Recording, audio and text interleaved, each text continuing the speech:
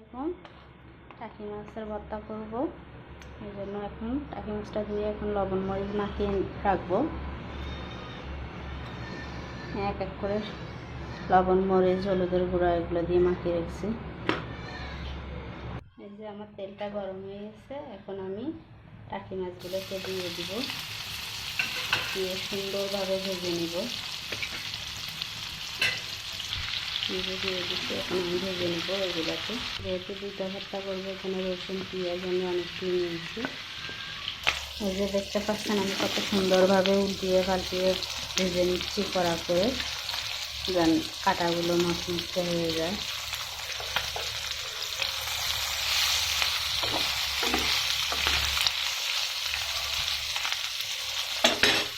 এই যে আমার মাছগুলো ভাজা শেষ, এখন আমি রসুন পেঁয়াজ এগুলোকে ভেজে নিব।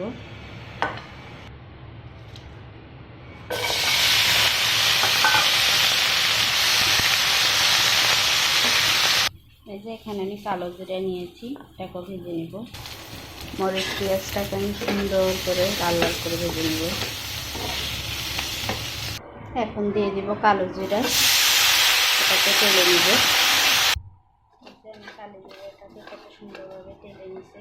এখন কাটা পিষে নিব, বড় কাটাটাই শুধু ফেলবো।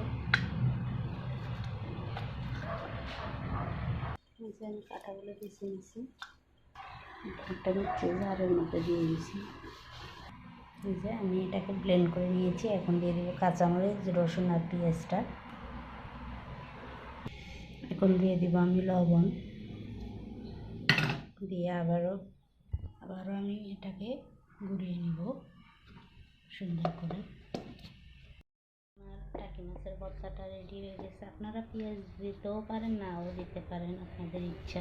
আমি যেহেতু ভাজা পেঁয়াজ দিয়েছি, তো আমি চিন্তা করলাম একটু কাঁচা পেঁয়াজ দিই, তাইলে আরও স্বাদ হবে। কাঁচা পেঁয়াজটা মুখে পড়লে ভালোই লাগে, খারাপ লাগে না। আমার ভর্তাটা রেডি। এখন আমি সরষের তেল দিব।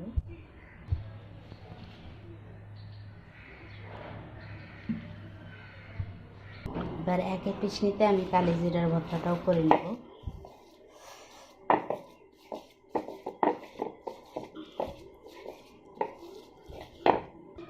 ভিডিওটা ভালো লাগলে লাইক কমেন্ট ও শেয়ার করে দিবেন।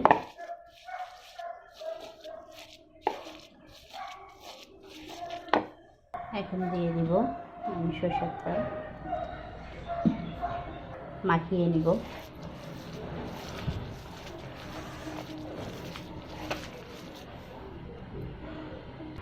এই যে মাছের ভর্তাটা, কালি জিরা ভর্তাটা কেমন হয়েছে